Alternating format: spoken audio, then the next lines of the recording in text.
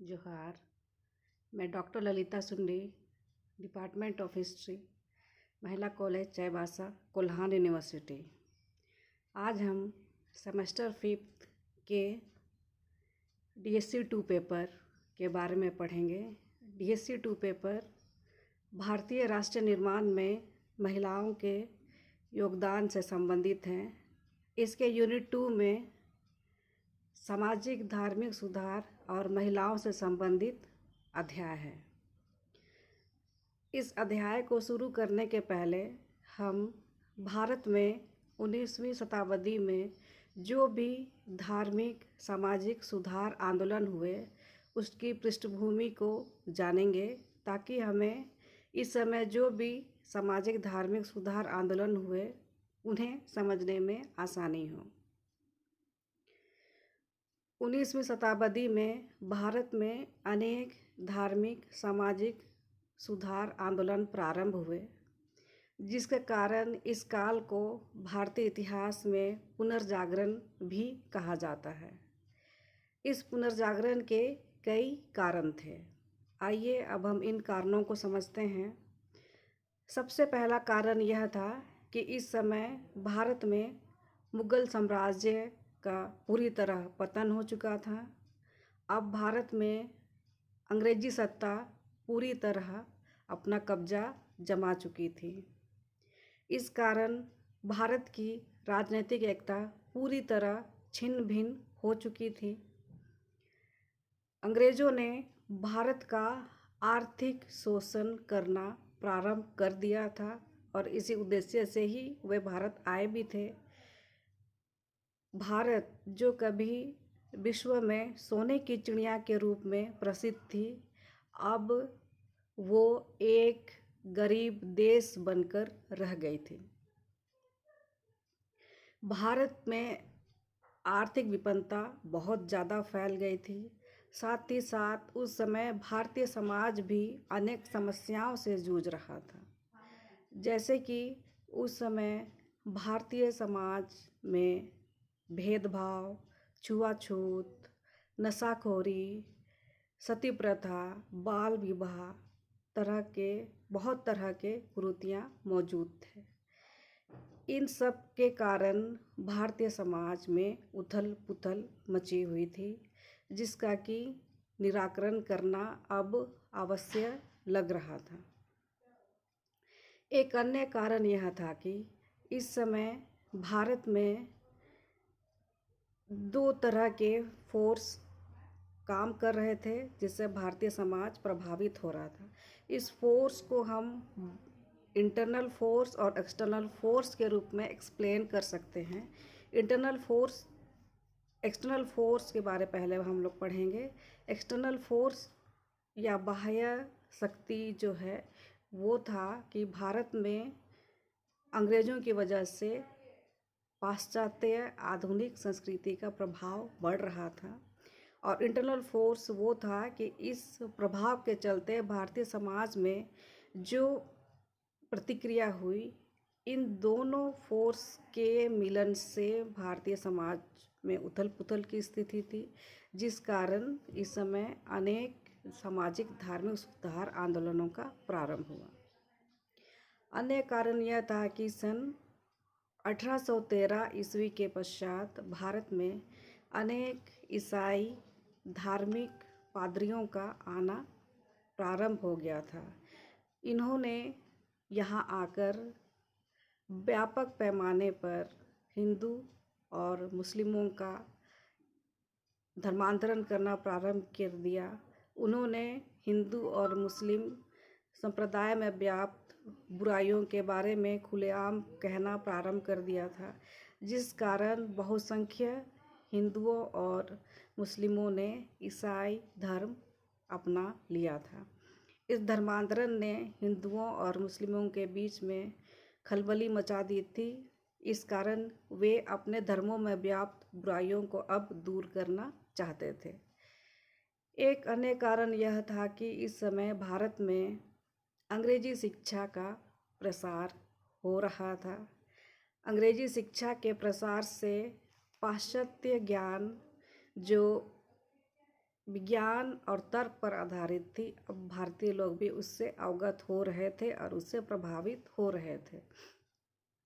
एक अन्य कारण को हम यह भी कह सकते हैं कि इस समय भारत में प्रेस, या जिसे उस समय छापाखाना भी कहा जाता था, उसकी स्थापना हो गई थी।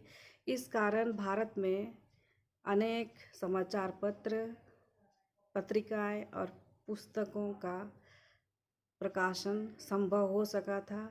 इन पुस्तकों, अखबारों एवं पत्रिकाओं के माध्यम से भारत की व्यापक जनता भी नए नए विचारों से अब अवगत होने लग गई थी। एक अन्य कारण यह था कि अब भारत में बहुत सारे विदेशी विद्वान रहते थे, जैसे मैक्स मूलर, मार्शल इत्यादि। उन्होंने भारतीय इतिहास, धर्म, साहित्य, दर्शन आदि पर काम करना प्रारंभ कर दिया था और इसे प्रकाशित कर दुनिया के सामने वे लाए थे। तो जब भारतीयों ने देखा कि अंग्रेज विद्वान हमारे संस्कृति सभ्यता को इतना महत्व दे रहे हैं, तो वे भी अपने धर्म और संस्कृति की ओर पुनः आकर्षित हुए और उसमें जो व्याप्त बुराइयां हैं उन्हें दूर करने का प्रयास करने लगे। अब हम जो धार्मिक सुधार आंदोलन हुए उनके बारे में चर्चा करेंगे। सबसे पहले हम ब्रह्म समाज और उसके बाद आर्य समाज के बारे में पढ़ेंगे। पहले ब्रह्म समाज। ब्रह्म समाज की स्थापना राजा राम मोहन राय ने 20 अगस्त 1828 ईस्वी में कोलकाता में की थी। इसका मुख्य उद्देश्य हिंदू धर्म और दर्शन की महत्ता को पुनः स्थापित करना था। वे चाहते थे कि हिंदू धर्म जो है उसका जो मूल हिंदू धर्म का जो मूल दर्शन था, एक ईश्वर पे विश्वास करना, वेदों और उपनिषदों पे विश्वास करना, उसकी उन्होंने पुनर्स्थापना करने का प्रयास किया और हिंदू धर्म में जो भी कुरीतियाँ और कर्मकांड और बाह्य आडंबर घुस गए थे उन्हें दूर करने का प्रयास करने लगे। ब्रह्म समाज ने उस समय के समाज में व्याप्त अनेक कुरीतियों को दूर करने का प्रयास किया, जो मुख्यतः महिलाओं से ही ज़्यादा संबंधित है। जैसे कि उस समय सती प्रथा बहुत ज़्यादा प्रचलन में थी, बाल विवाह प्रचलन में थी, बहु विवाह के कारण समाज में अनेक कुरीतियाँ घुस गई थी, बहुत सारी समस्याएं हो रही थी, अस्पृश्यता, नशाखोरी इत्यादि भी अन्य समस्याएं थी ही। तो उन्होंने अंग्रेज़ों के साथ मिलकर इन सब बुराइयों के विरुद्ध कानून बनाया और इन्हें रोकने का प्रयास किया। हालांकि इसमें राजा राम मोहन राय और ब्रह्म समाज को बहुत सारी कठिनाइयों का सामना करना पड़ा। हिंदू समाज इसे स्वीकार करने को तैयार नहीं था और अपने धर्म और संस्कृति पर हमला बताया, लेकिन जो धीरे धीरे पढ़े लिखे थे उन्होंने समाज की इन बुराइयों को समझा और ब्रह्म समाज को इसमें सहयोग दिया। इस ब्रह्म समाज ने इन कुरीतियों को तो दूर किया ही, साथ साथ उन्होंने अनेक रचनात्मक कार्य भी किया, जैसे कि उन्होंने विधवा विवाह, स्त्री शिक्षा, पर्दा प्रथा इत्यादि को दूर किया और इन्हें बढ़ावा दिया। इसके साथ ही इस समय ब्रह्म समाज ने अनेक पत्रिकाओं का भी प्रकाशन किया। राजा राम मोहन राय जो थे वे भारतीय पत्रिका के अग्रदूत माने जाते थे। इन्होंने बंगाली पत्रिका संवाद कौमुदी का प्रकाशन किया।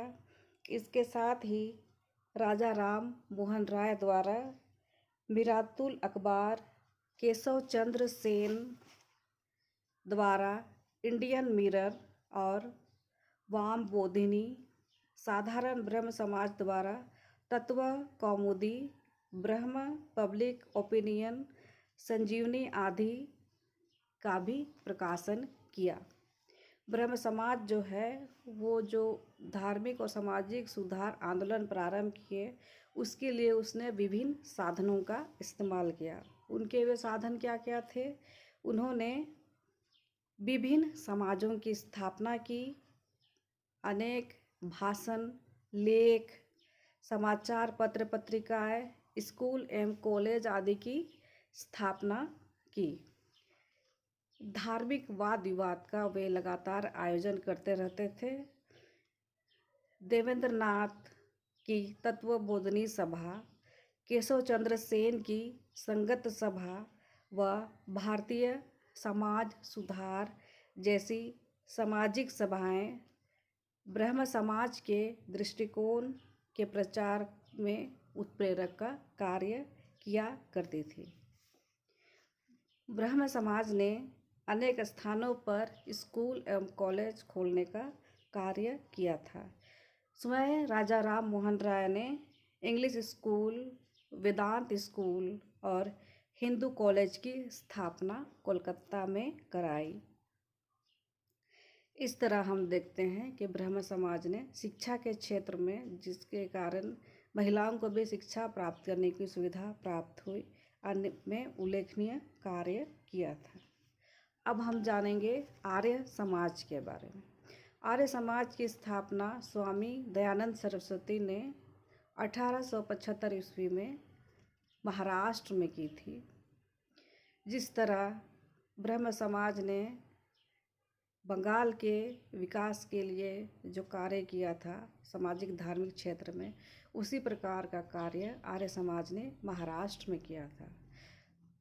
आर्य समाज शीघ्र ही उत्तर भारत के अनेक क्षेत्रों यथा पंजाब, उत्तर प्रदेश, राजस्थान, बिहार पर अपना प्रभाव कायम करने में सफलता प्राप्त कर ली थी। स्वामी दयानंद सरस्वती के नेतृत्व में आर्य समाज ने अपने प्रचार के लिए प्रारंभ में शास्त्रार्थ एवं सामूहिक भोजन पर कार्य किया। इसके बाद स्वामी दयानंद सरस्वती ने सत्यार्थ प्रकाश नामक अपनी पुस्तक लिखी और इसके माध्यम से अपने विचारों को व्यक्त किया था। प्रारंभ में आर्य समाज ने अपने 3 सिद्धांत रखे थे। वे सिद्धांत थे: आर्य समाज केवल वेदों को ही स्वतंत्र एवं अंतिम शब्द स्वीकार करेगा। उन्होंने नारा भी दिया था कि वेदों की ओर लौटो। आर्य समाज का प्रत्येक सदस्य अपनी आय का 1/7 भाग आर्य विद्यालय एवं आर्य प्रकाश समाचार पत्र को देगा एवं वेदों के आधार पर शिक्षा ग्रहण करेगा। परंतु 1877 ईस्वी में इन 3 सिद्धांतों के स्थान पर 10 सिद्धांतों को शामिल किया गया। इन 10 सिद्धांतों में थे मूर्ति पूजा का खंडन, तीर्थ यात्रा एवं अवतारवाद का विरोध, एकेश्वरवाद, बाल विवाह एवं बहुविवाह का विरोध, हिंदी एवं संस्कृत भाषा का प्रचार, कर्म एवं पुनर्जन्म में विश्वास और वेदों पर आधारित शिक्षा आदि प्रमुख थी। आर्य समाज को सैनिक हिंदुत्व के नाम से भी जाना जाता है। इसे ऐसा इसलिए कहा गया क्योंकि आर्य समाज ने देखा कि उस समय जो भी अन्य धर्म व्याप्त थे, मसलन ईसाई और इस्लाम। ईसाई धर्म जो है वो सिर्फ एक अल्लाह पे विश्वास करता था और एक उनकी पवित्र पुस्तक थी बाइबल, वही उनके सर्वे सर्वा थे। उसी प्रकार मुस्लिमों के एक ही भगवान थे जिन्हें वो अल्लाह कहते हैं, सभी उनको मानते थे और उनकी एक ही पवित्र पुस्तक थी जिसके सब फॉलोअर्स थे। तो दूसरी ओर हिंदू धर्म जो है उसमें अनेक देवी देवता थे और अनेक पवित्र पुस्तक थी, जिस कारण बहुत सारे उस समय कन्फ्यूजन व्याप्त थे। साथ ही साथ हिंदू धर्म में ऐसा था कि उस जो भी धार्मिक व्यक्ति होते थे वो लोग उसको अपने हिंदू धर्म में समाहित कर लिया करते थे। एक तरह से हम कह सकते हैं कि हिंदू धर्म एक उदारवादी धर्म था। तो आर्य समाज ने माना कि अगर हिंदू धर्म इसी तरह उदारवादी रहेगा तो वो कट्टर ईसाई धर्म और इस्लाम से मुकाबला नहीं कर सकता है। तो इनका मुकाबला करने के लिए कट्टर हिंदुत्व को अपनाना होगा। इसी कारण से उस समय उन्होंने हिंदू के कट्टरवादी रूप को बढ़ावा देने का काम शुरू किया था। इस कारण ही इन्हें सैनिक हिंदुत्व का नाम भी दिया गया था।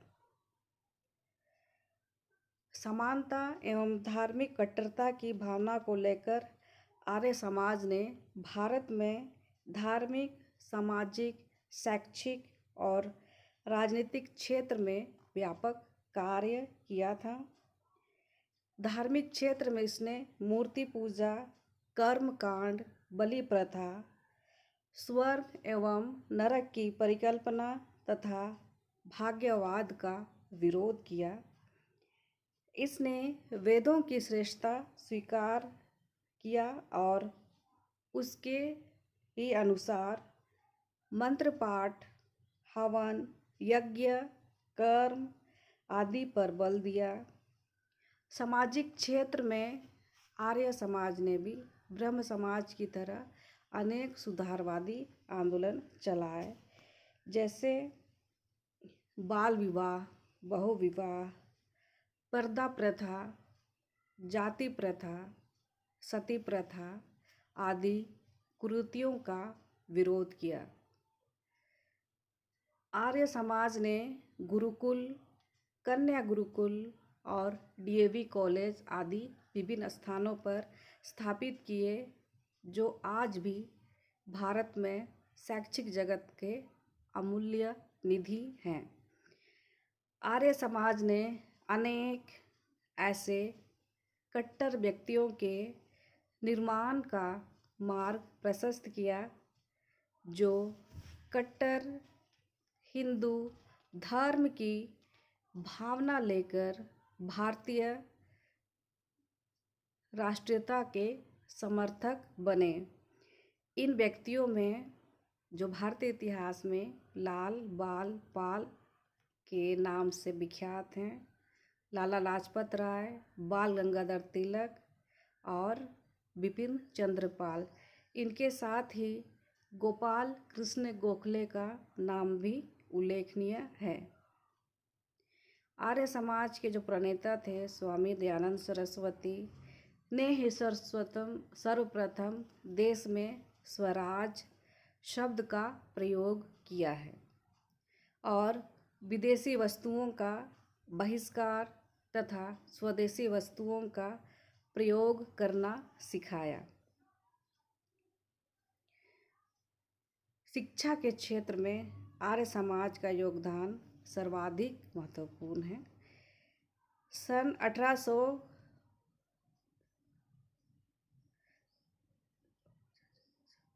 1886 ईस्वी में लाहौर में दयानंद एंग्लो वैदिक, जिन्हें हम शॉर्ट फॉर्म में डीएवी भी कहते हैं, स्कूल की स्थापना हुई, जो सन 1889 ईस्वी में डीएवी कॉलेज में परिवर्तित हो गया और सन 1902 में हरिद्वार